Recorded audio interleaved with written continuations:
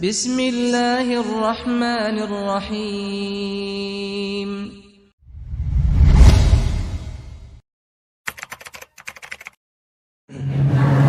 Bismillahirrahmanirrahim. Assalamualaikum warahmatullahi wabarakatuh.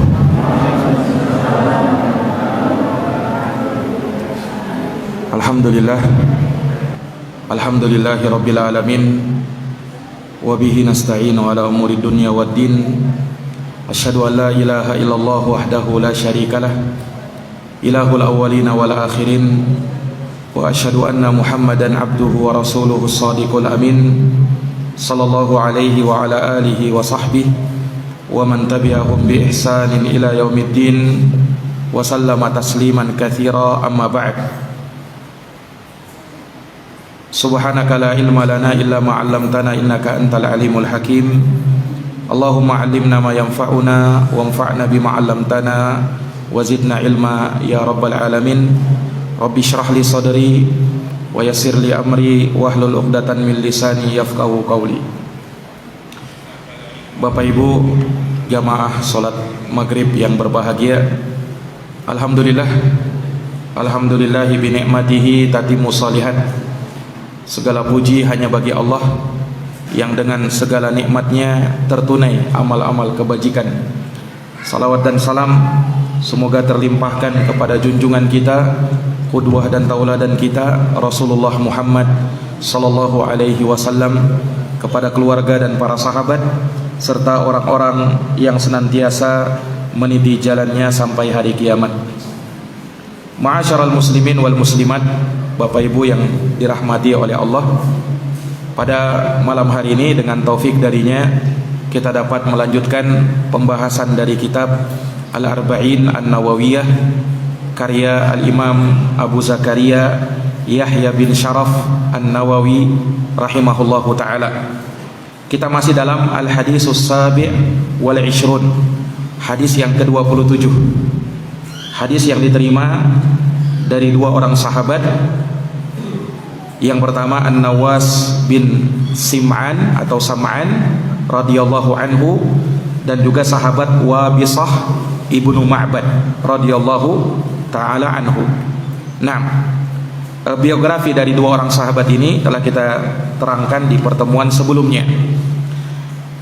Dan hadis ini seperti yang telah kita ketahui bahwa berbicara tentang kebajikan dan dosa, di mana Rasulullah sallallahu alaihi wasallam menafsirkan apa itu kebajikan.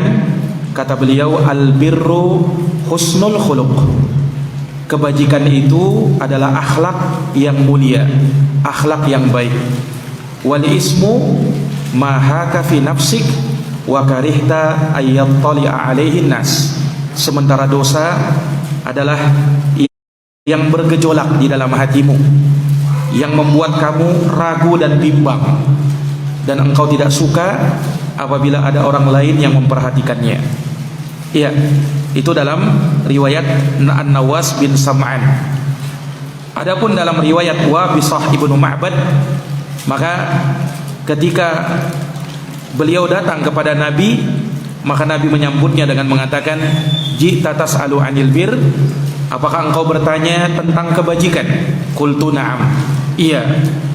Maka Nabi bersabda, istafti qalbak. Mintalah fatwa ke dalam hatimu. Al-birru matama'annat ilaihin nafsu. Kebajikan itu apa yang menenangkan di dalam jiwa. Wa tama'anna ilaihil qalbu. Apa yang membuat nyaman di dalam hati. Wal ismu ma haka fin nafsi. Sementara dosa adalah segala yang membuat bimbang di dalam jiwa, wa taraddada fis sadri, dan membuat ragu di dalam hati. Wa in aftakan nasu wa aftauka. Sekalipun manusia memfatwakan kepadamu akan kebolehannya. Ikhwani fiddin, a'azani Allah wa iyyakum, para jamaah, Bapak Ibu dan saudara-saudari yang dirahmati oleh Allah.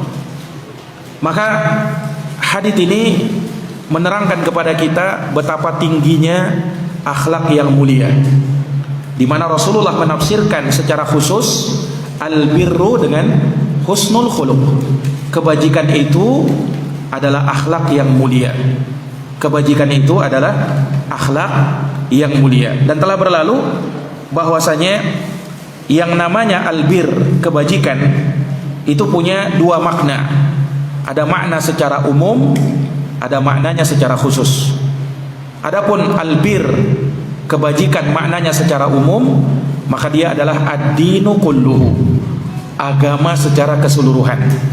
Iya, mulai dari pembahasan akidah, ibadah, akhlak, muamalah, dan semuanya apa yang dibahas di dalam syariat kita. Ya, makanya disebutkan dalam ayatul bir, ayat tentang albirru, kebajikan itu, dalam surat Al-Baqarah ayat 177, itu mencakup semua pembahasan itu tadi, akidah, ibadah, akhlak, dan muamalah. Nah, ini para hadirin yang dirahmati dan dimuliakan oleh Allah. Adapun secara khusus, maka yang ditafsirkan oleh Nabi di sini, albirru husnul khuluq. Kebajikan itu adalah akhlak yang mulia. Ikhwani fiddin, para jamaah Bapak Ibu yang dirahmati oleh Allah.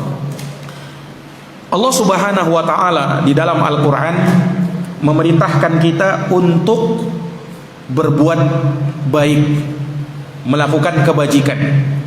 Bahkan disuruh untuk tolong menolong di dalamnya. Ayat yang masyhur sering kita dengarkan, Allah berfirman, wa ta'awanu 'alal birri wat taqwa.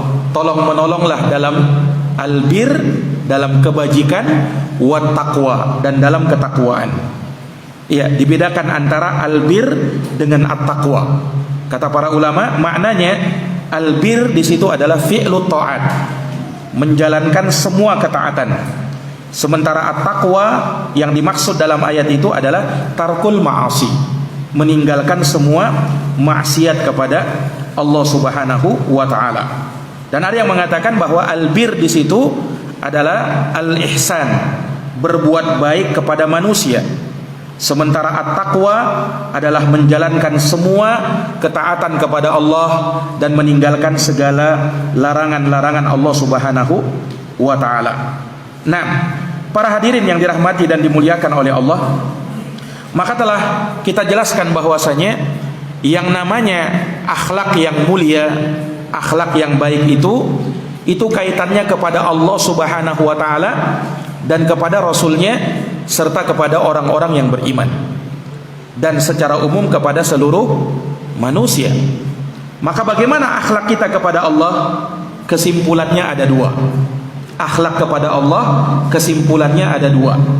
Yang pertama, kita menerima segala ketetapan syariat, segala yang ditetapkan oleh Allah Subhanahu wa taala di dalam syariat ini, tanpa ada protes atau mengkritik syariat Allah. Harus pasrah menerimanya, bahwa tidaklah apa yang Allah syariatkan kepada kita melainkan pasti kebaikan, dan kita harus menerima dengan lapang dada, menjalankan apa yang diperintah dan meninggalkan segala yang dilarang, walaupun bertentangan dengan hawa nafsu kita. Kenapa? Sebab hawa nafsu itu selalu memerintahkan kepada kejelekan. Innan nafsa la ammaratun bisu illa ma rahima rabbi. Sesungguhnya jiwa itu selalu mengajak kepada keburukan, kecuali jiwa yang dirahmati oleh Tuhanku. Nah, maka jamaah sekalian yang dirahmati dan dimuliakan oleh Allah, kita diperintahkan untuk tunduk terhadap syariat Allah. Bahkan Allah berfirman, fala wa rabbik, demi Tuhanmu, la yu'minun, mereka tidak beriman, hatta yuhaqqimuka fima syajara bainahum, sampai mereka menjadikan kamu wahai Muhammad hakim dalam segala perkara yang mereka perselisihkan.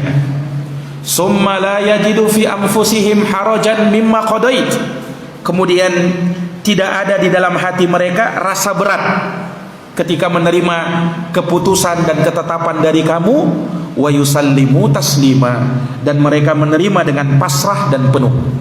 Nah, ini orang-orang yang beriman. Iya, mereka tunduk terhadap syariat Allah Subhanahu wa taala, dan itulah adab kita kepada Allah.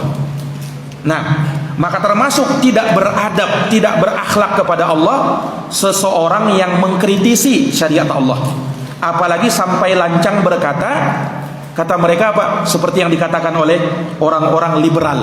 Kata mereka, syariat Islam itu sudah tidak relevan kalau mau diterapkan di zaman modern sekarang ini. Sudah tidak relevan lagi. Kenapa? Zaman kita sekarang sudah maju katanya. Ya, adapun syariat Islam itu untuk orang-orang orang Arab Baduy dulu. Nah, kalau di zaman sekarang ini tidak relevan lagi katanya.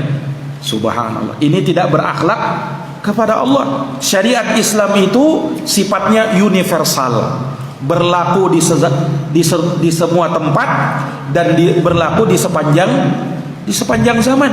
Ya, tidak hanya khusus di zaman Nabi saja, walaupun memang sudah 1500 tahun yang lalu. Tetapi Allah Maha tahu bahwa syariatnya itu cocok di setiap zaman, di setiap waktu dan tempat. Maka tidak boleh kita mengkritisi syariat Allah Subhanahu wa taala dengan lancang berkata seperti itu. Itu tidak beradab, tidak berakhlak kepada Allah Subhanahu wa taala. Itu yang pertama, tunduk dan patuh terhadap syariat Allah. Yang kedua, menerima segala ketetapan dan takdir Allah Subhanahu wa taala yang menimpa dirinya. Bahwa tidaklah Allah Subhanahu wa taala tentukan kepada dia sebuah takdir, melainkan itu suatu kebaikan. Apakah dia tahu sekarang ini atau dia belum tahu?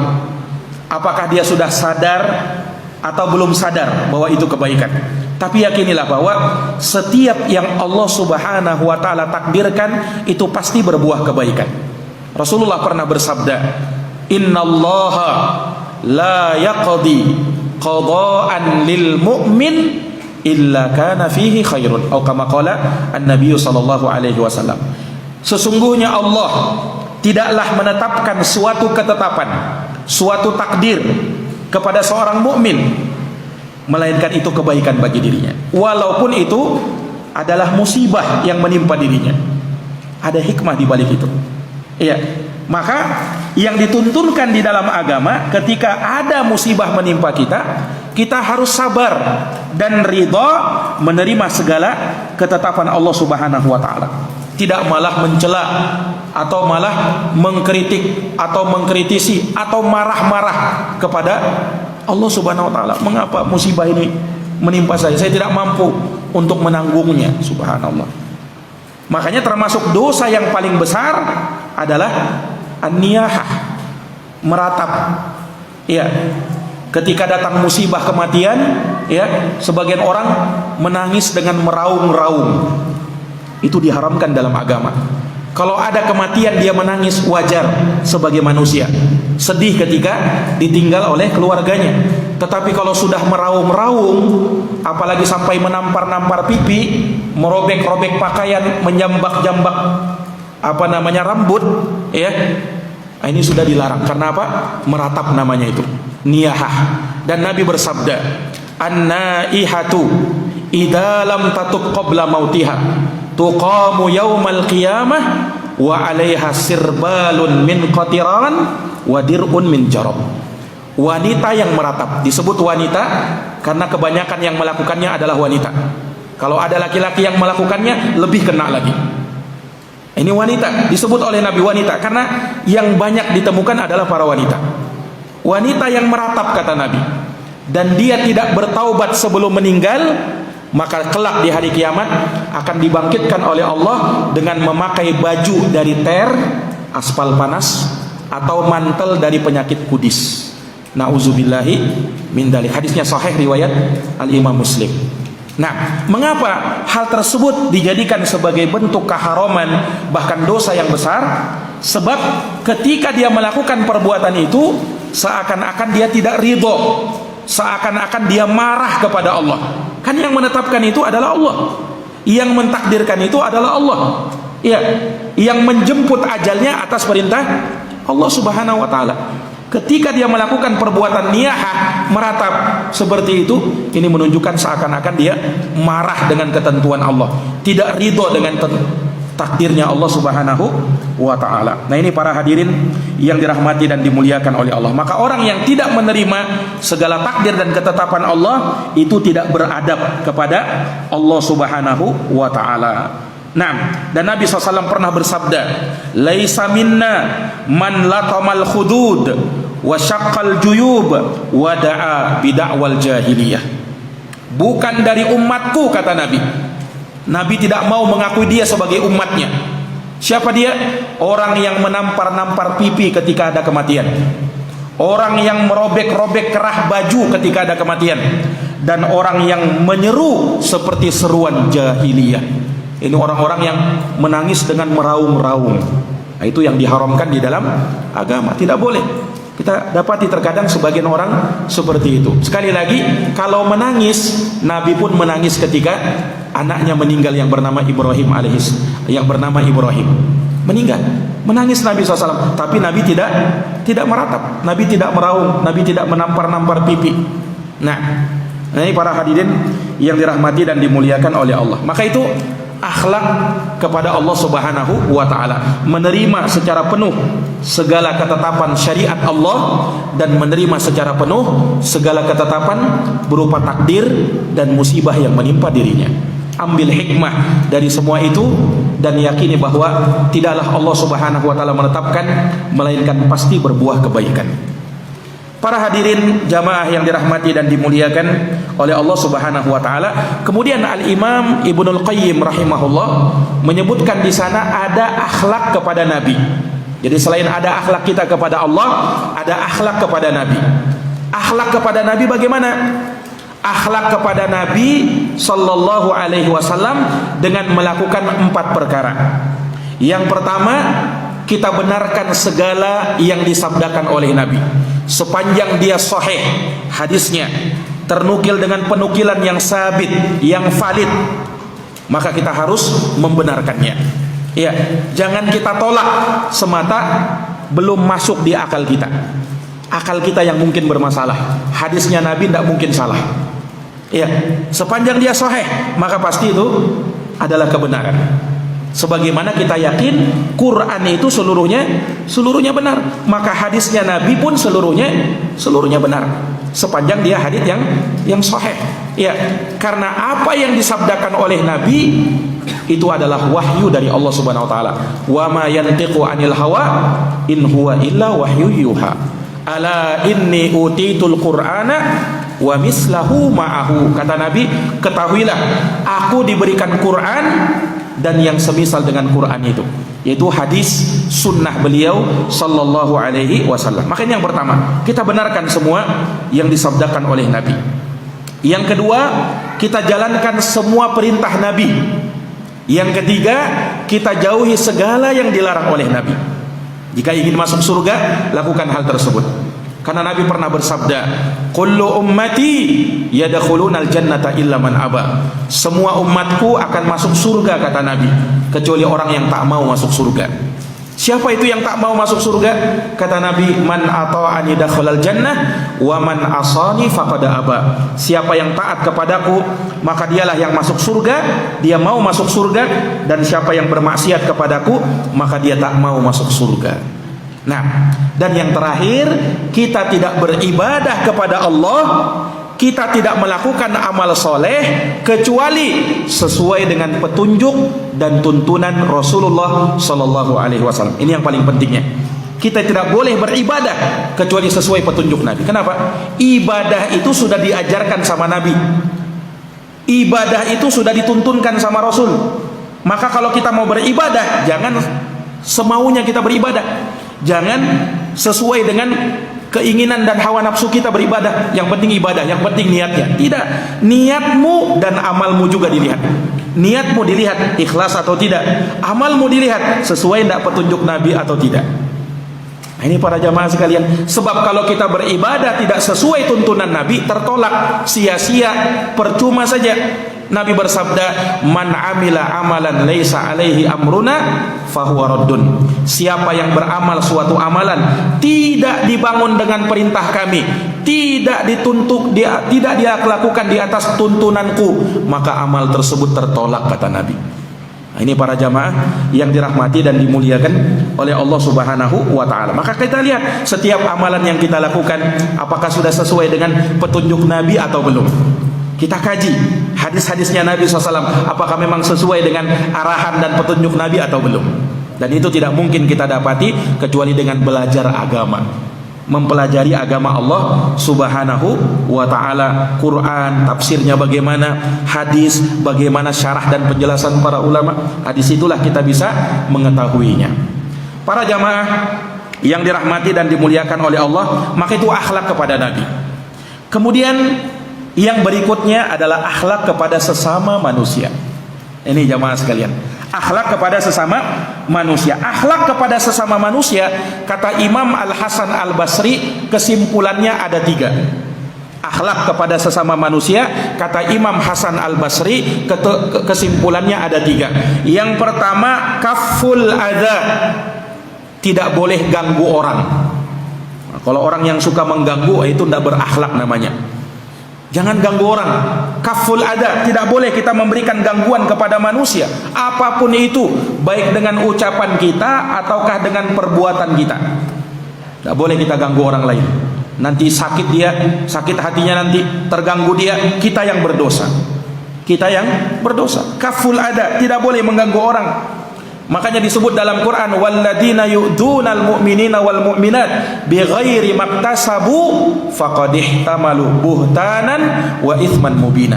Orang-orang yang mengganggu, memberikan gangguan kepada kaum mukminin laki-laki maupun perempuan tanpa dosa yang mereka lakukan, maka sungguh dia telah memikul suatu dosa dan telah memikul suatu kedustaan yang nyata. Nah, ini tidak boleh mengganggu. Orang Islam itu tidak mau mengganggu orang lain.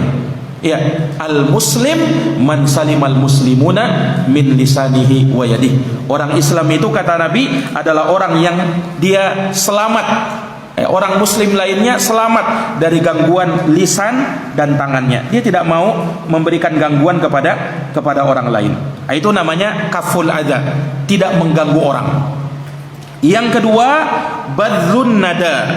Badlun nada, yaitu bersikap dermawan, ya, suka membantu orang. Nah, ini juga akhlak yang mulia. Bersikap dermawan dan suka membantu orang. Maka orang yang tak berakhlak, kalau dia bakhil orangnya, kikir orangnya, ya, dan juga dia tidak mau memberikan bantuan kepada orang lain. Nafsi dia, diriku, dirimu, aku tak mau bantu kamu. Nah, ini tidak punya kepedulian sosial kepada orang lain dan sulit bagi dia untuk membantu orang lain, dan orang pun tidak mau membantu dirinya. Kenapa? Dia tidak berakhlak. Ya, dia tidak mau bantu orang. Dia bakhil, dia pelit, dia kikir, tidak mau mendermakan sebagian hartanya. Ini juga kata Imam Al-Hasan Al-Basri. Nah, makanya orang yang dermawan itu dicintai oleh Allah. Allah Subhanahu wa taala atau Nabi SAW bersabda, innallaha karimun yuhibbul kurama. Allah itu maha dermawan. Makanya Allah disifatkan dengan apa? Disebut dengan nama Ar-Razzaq, yang selalu memberikan rezeki kepada manusia. Maka Allah itu dermawan. Yuhibbul kurama, dan Allah cinta kepada orang-orang yang dermawan. Nah, ini para jamaah yang dirahmati dan dimuliakan oleh Allah. Demikian pula berbuat baik kepada orang lain, ya, berbuat baik dengan suka membantu dia. Nah, ada orang lain dia bantu, ya, ada orang yang butuh bantuan, butuh petunjuk jalan, dia tunjukkan jalannya. Nah, supaya apa?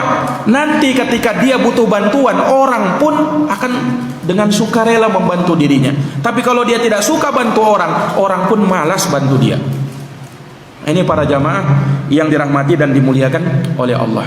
Ya, makanya sikap baik kepada orang lain, naam, suka membantu orang lain, ini adalah dari akhlak yang mulia. Nah, terlebih kalau orang tersebut punya hak untuk kita muliakan. Seperti apa? Seperti tamu kita atau tetangga kita. Nah, itu punya hak dia itu. Nah, tetangga itu punya hak. Bahkan Nabi SAW menyebutkan, la yu'minu ahadukum, atau man kana yu'minu billahi wal yawmil akhir falyukrim jarahu. Siapa yang beriman kepada Allah dan hari akhir, maka muliakanlah tetangga. La yu'min, wallahi la yu'min, wallahi la yu'min, wallahi la yu'min. Nabi pernah bersumpah Pak di hadapan sahabat, demi Allah tidak beriman.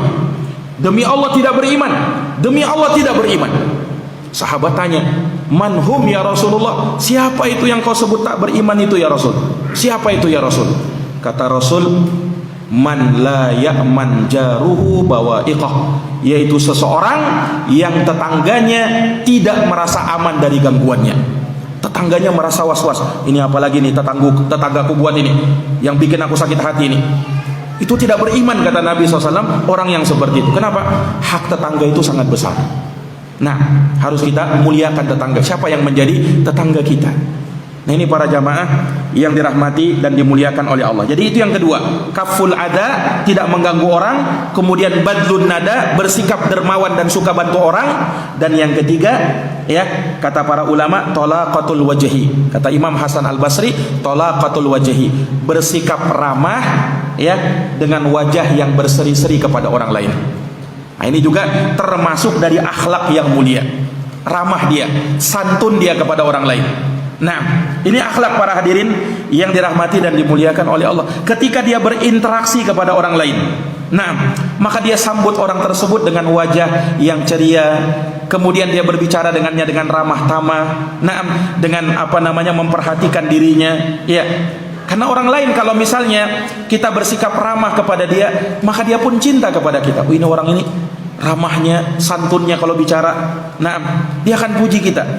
Ya, selain kita mendapatkan pahala di sisi Allah Subhanahu wa taala. Nabi pernah bersabda, "Man ahabba ayyuzahzaha 'anil nar wa yudkhalal jannah falyati maniyatuhu wa huwa yu'minu billahi wal yawmil akhir wal ya'ti ilan nasi alladhi yuhibbu ayyuta ilaihi." Kata Nabi, barang siapa yang ingin selamat dari api neraka, kemudian ingin dimasukkan ke dalam surga, maka hendaknya kematian datang kepada dirinya dalam keadaan dia beriman kepada Allah dan hari akhir. Dan hendaknya, kata Nabi, dia datang kepada manusia dari arah yang yang manusia itu suka didatangi dari arah itu. Orang itu tidak suka dikasari, ya, tetapi orang itu suka dilembuti. Nah, ketika kita lembut kepada dia, maka Allah pun akan lembut kepada kita. Ketika kita berbuat baik kepada dia, maka Allah pun akan berbuat baik kepada kita. Maka kaedahnya al-jaza min jinsil amal. Balasan itu sesuai dengan jenis amal perbuatan seseorang. Nah, makanya kata Nabi SAW, ya, bahwasanya Rasulullah SAW bersabda, seorang hamba akan senantiasa ditolong oleh Allah Subhanahu wa taala, maka nal abdu fi auni akhihi, selama seorang hamba itu suka menolong saudaranya. Man yassara ala mu'sir yassarallahu fid dunya wal akhirah. Siapa yang memudahkan orang yang kesulitan bayar utang, dia mudahkan, dia berikan tangguh, maka Allah akan mudahkan urusannya di dunia dan di akhirat. Nah, bukan sebaliknya, dia berutang malah kita sulitkan dia, malah kita persempit dia, malah kita minta bunga, minta riba dari situ. Ini orang tak berakhlak. Orang sudah kesulitan, dia minta lagi bunganya. Bunga itulah riba itu. Nah, muamalah yang sebagian orang sekarang nauzubillahi min dzalik seakan-akan itu adalah perkara yang halal saja. Ya, minta bunga dari sebuah pinjaman itu riba, dan riba itu dosanya sangat mengerikan.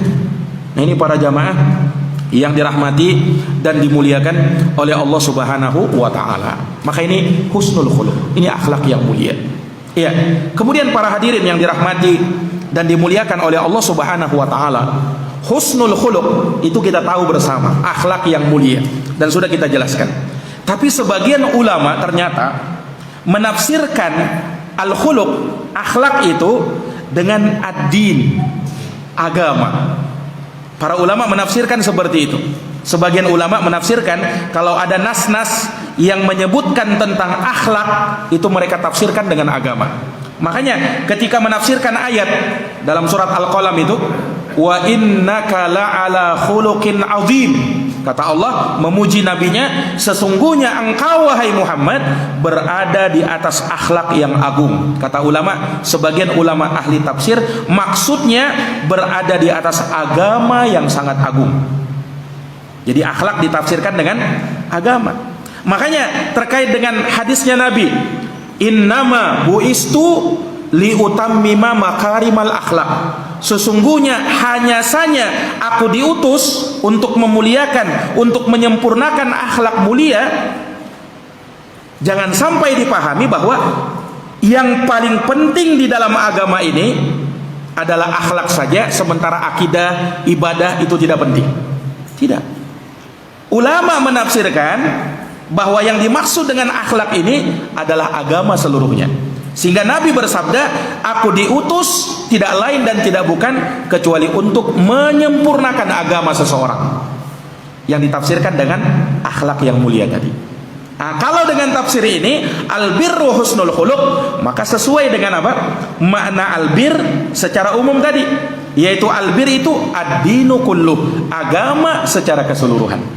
Nah, ini para jamaah yang dirahmati dan dimuliakan oleh Allah Subhanahu wa taala. Makanya ketika Nabi sallallahu alaihi wasallam ditanya tentang Nabi SAW kepada Sayyidah Aisyah radhiyallahu anha.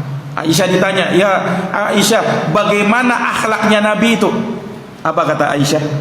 "Kana khuluquhul Quran." Akhlaknya Nabi itu Quran. Maksudnya apa akhlaknya Nabi Quran? Maksudnya apa yang diperintah dalam Quran itu yang dilakukan sama Nabi. Apa yang dilarang dalam Quran itu yang ditinggalkan oleh Nabi. Apa yang disebutkan dalam Quran dari keimanan, dari ibadah, dari amalan, dari akhlak, dari muamalah, itu semuanya akhlaknya Nabi. Berarti apa? Agama secara keseluruhan. Nah, ini para jamaah yang dirahmati dan dimuliakan oleh Allah. Maka Nabi menafsirkan albir bihusnil khuluq, dengan akhlak yang mulia. Baik, para jamaah yang dirahmati dan dimuliakan oleh Allah Subhanahu wa taala. Kemudian Nabi sallallahu alaihi wasallam menafsirkan apa itu al-ismu. Al-ismu kata Nabi, mahaka fi nafsik, yang membuat kamu ragu, yang membuat kamu bimbang. Iya. Itu namanya apa? Itu yang namanya dosa. Kamu bimbang, kamu ragu, gelisah hati kamu, tidak tenang. Kemudian yang namanya dosa, kamu tidak suka kalau ada orang lain yang memperhatikan kamu. Nah, dari sini para jamaah sekalian, kita bisa tahu ya, apa itu yang namanya dosa. Nah, secara umum memang dosa itu adalah sesuatu yang membuat seseorang itu ya menjadi terlambat untuk mendapatkan kebaikan ya, dan mendapatkan keberuntungan. Atau disebutkan oleh para ulama definisinya, ma batta'a bi sahibihi anil khairi wa akharahu anil falahi. Sesuatu yang membuat seseorang lambat dari mendapatkan kebaikan dan terlambat dari mendapatkan keberuntungan. Ini yang namanya al-ismu. Nah, entah itu di dunia dan entah itu di akhirat. Dan namanya dosa ada dua tingkatan. Dosa itu ada dua tingkatan, seperti yang disebut oleh Nabi. Tingkatan yang pertama, dosa itu sesuatu yang kamu tidak suka kalau ada orang lain yang mengetahuinya, kalau ada orang lain yang melihat kamu melakukannya. Itu dosa. Ini indikasi kita mengetahui itu dosa atau bukan dosa. Kalau misalnya kita tidak suka kalau ada orang lain melihat perbuatan kita ini, itu dosa itu. Itu dosa itu. Itu tingkatan yang pertama. Tingkatan yang kedua, yang namanya dosa itu selalu membuat jiwa itu tidak merasa tenang. Hati itu gelisah. Hati itu merasa bimbang terhadapnya. Ini juga ciri bahwasanya itu adalah dosa. Ini para jamaah yang dirahmati dan dimuliakan oleh Allah Subhanahu wa taala.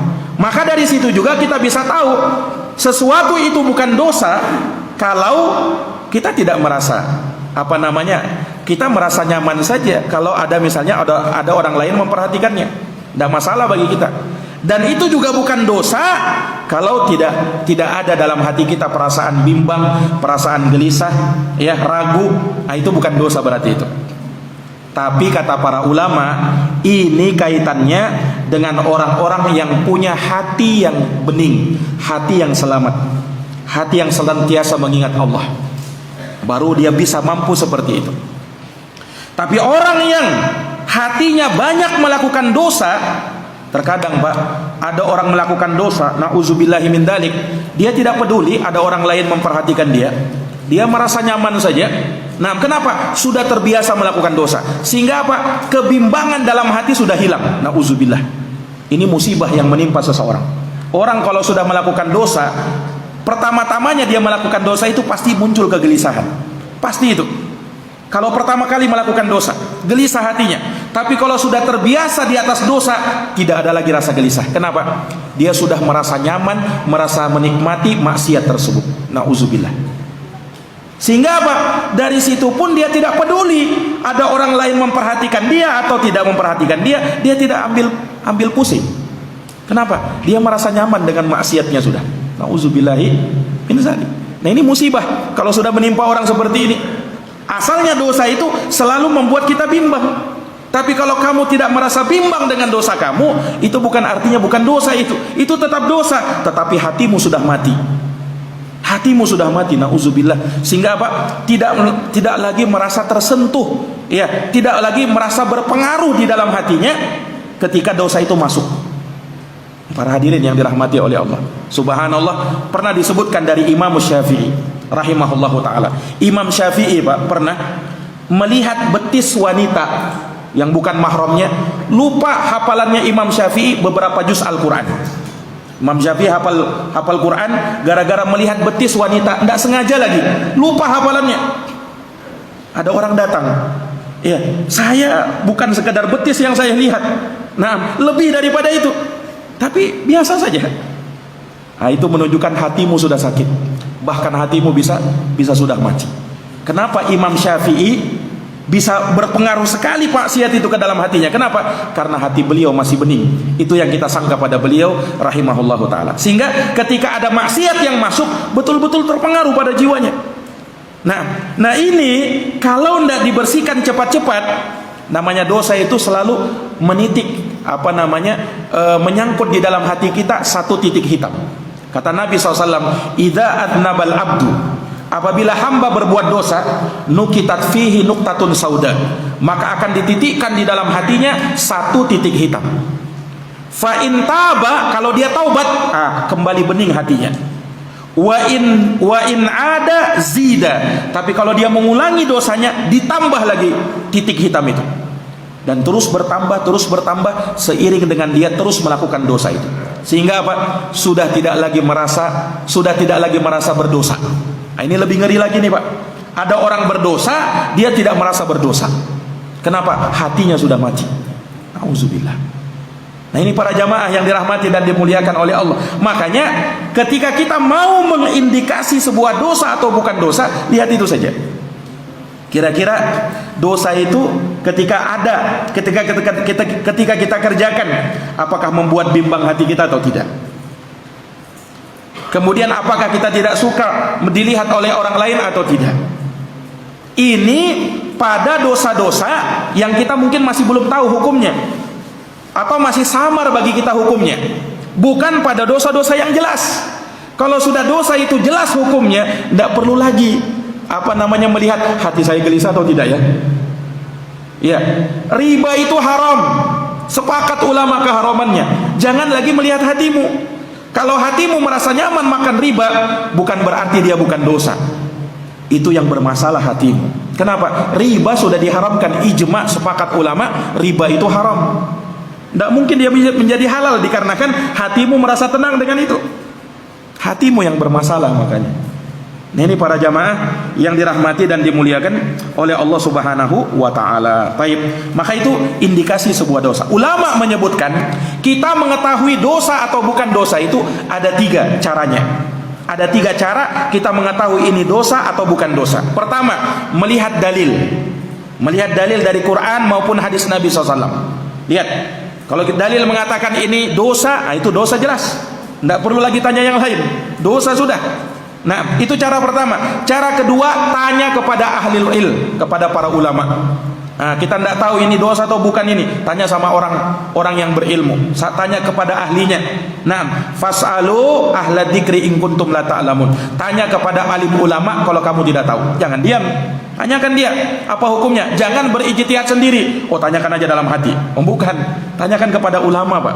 Nah, tanyakan kepada ulama. Nah, ulama dia tahu ilmunya, dia bisa membimbing kamu, bisa mengasih tahu kamu ini dosa, ini bukan dosa. Nah, ini cara yang kedua. Cara yang ketiga, baru kita terapkan hadis ini.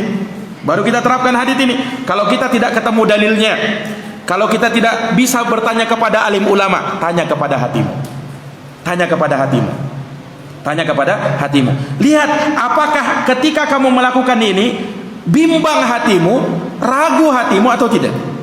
Kemudian ketika kamu melakukan itu, apakah kamu suka orang lain memperhatikannya ataukah tidak? Kalau tidak suka, itu indikasi bahwa itu dosa. Kalau kamu merasa bimbang, merasa kayaknya tidak nyaman ini, tinggalkan itu. Kenapa? Itu indikasi bahwa itu dosa. Ini para jamaah yang dirahmati dan dimuliakan oleh Allah. Nah, ini mirip dengan perkara-perkara yang bersifat syubhat.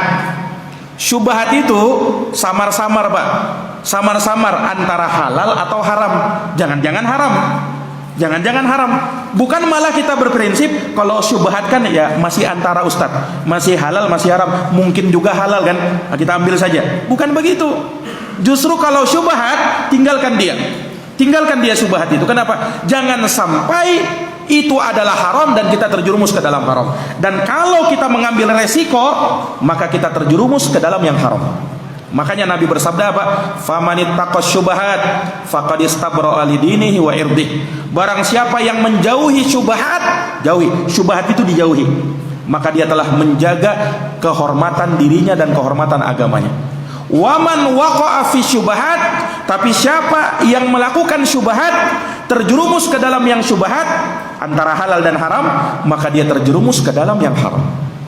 Maka ihtiyatnya, hati-hatinya, tinggalkan yang syubhat itu. Nah, tinggalkan yang namanya syubhat sampai jelas bagi kita ini halal atau itu haram. Nah, ini para jamaah yang dirahmati dan dimuliakan oleh Allah Subhanahu wa taala. Maka sekali lagi ini diterapkan bagi orang-orang yang punya hati yang bening. Kalau hatinya nauzubillahi min dzalik, seperti kata Nabi SAW, kalkuzi mujakhian, seperti gelas yang tertutup. Gelas kalau tertutup tidak bisa lagi menyerap hidayah. Tertutup dia, mau disiram air di situ tidak akan masuk airnya. Kenapa? Tertutup. Nah, itu hati manusia yang sudah terhalang dari mendapatkan hidayah. Nabi pernah bersabda dalam hadits yang sahih, tu'radul fitan, fitnah-fitnah akan dipampangkan alal qulubi, ke dalam hati-hati manusia, kal hasiri udan uda, seperti anyaman tikar, sehelai demi sehelai, kata Nabi. Fa ayyu qalbin usribaha, maka hati mana saja yang menyerapnya, nukitat fihi nuktatun sauda, maka akan dititikkan dalam hatinya satu titik hitam. Wa ayyu qalbin angkaraha, maka hati mana saja yang mengingkari fitnah itu, nukitat fihi nuktatun bayda, akan dititikkan dalam hatinya satu titik putih.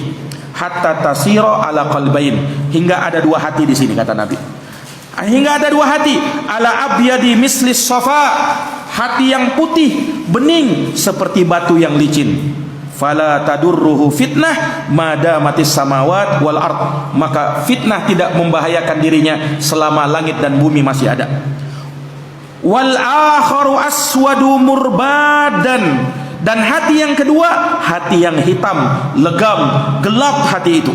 Kalkuzi mujakhian, perumpamaannya seperti gelas yang tertutup. Naam, la ya'rifu ma'rufan wa la yunkiru munkara illa ma usyribaha min hawa. Ia tidak bisa lagi mengenali mana yang ma'ruf dan ia tidak lagi mengingkari mana yang mungkar, kecuali apa yang diserap oleh hawa nafsunya. Orang kalau hatinya sudah rusak, Pak. Yang ma'ruf, yang baik dia lihat itu jelek. Yang jelek dia lihat itu baik. Itu hatinya sudah rusak. Nauzubillahi min zalik. Makanya kita harus jaga hati ini. Kalau kita tidak jaga hati ini, bisa rusak dia, maka berpengaruh pada diri kita, pada ucapan kita, pada perbuatan kita, pada akhlak kita, sehingga bisa membuat kita menjadi binasa dunia dan akhirat. Ini para jamaah yang dirahmati dan dimuliakan oleh Allah Subhanahu wa taala. Ya. Maka jamaah yang dirahmati dan dimuliakan oleh Allah, Nabi kita Muhammad SAW menuntunkan kepada sahabat ini. Ketika dia merasa bimbang, ya, tidak tahu, istafti qalbak. Tanyalah hatimu, kata Nabi. Lihat tanda-tanda tadi. Lihat tanda-tanda tadi. Apakah kamu bimbang atau tidak? Apakah kamu ragu atau tidak? Apakah kamu tidak suka dilihat atau oleh manusia atau tidak? Istafti qalbak, minta fatwa kepada hatimu. Yang namanya kebajikan yang menenangkan jiwa. Dosa sebaliknya. Dosa sebaliknya. Ya, yang membuat kita bimbang, yang membuat kita ragu. Sekalipun ada orang yang mengatakan bahwa itu boleh. Jangan pedulikan orang lain, Pak. Ya, kita pegang apa yang ada di dalam hati kita. Selama hati kita masih bening, selama memang belum jelas hukum dan kesimpulannya. Nah, itu kita berpegang kepada sifat wara namanya. Wara itu mengambil sikap hati-hati. Wara itu bersikap hati-hati. Ya, tidak mau terjerumus ke dalam perbuatan-perbuatan yang diharamkan oleh Allah Subhanahu wa taala. Bukan masalah apa? Bukan kita berhukum sesuai dengan perasaan, bukan seperti itu.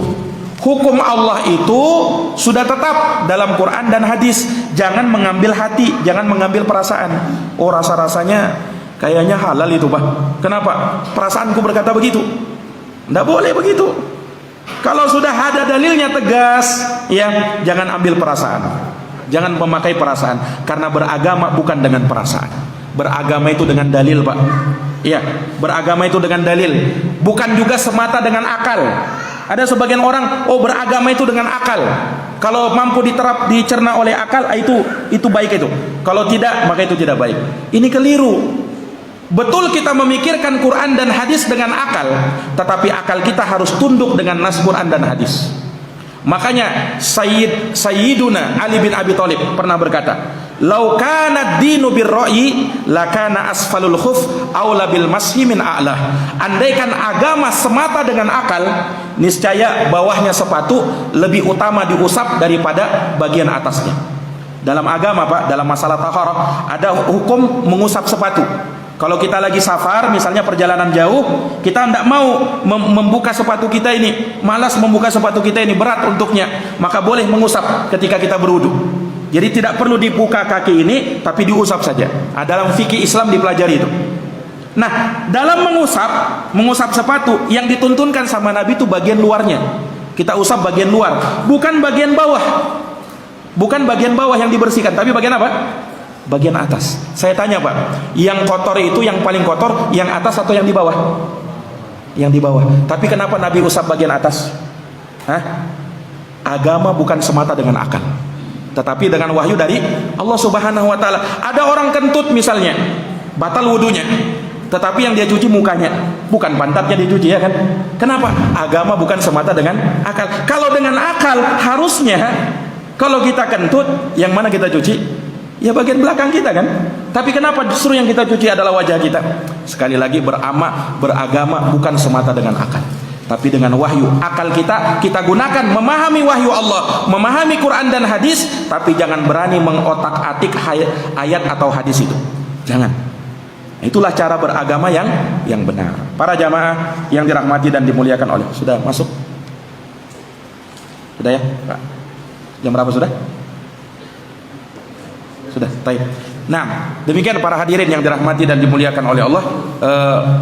Jazakumullah khairan atas perhatiannya. Mohon maaf atas segala kekurangannya. Hadanallahu wa iyyakum ajmain. Kita tutup dengan doa kafaratul majlis. Subhanakallahumma wa bihamdika asyhadu an la ilaha illa anta astaghfiruka wa atubu ilaik. Subhana rabbika rabbil izzati amma yasifun wa salamun alal mursalin walhamdulillahi rabbil alamin. Wassalamu alaikum warahmatullahi wabarakatuh.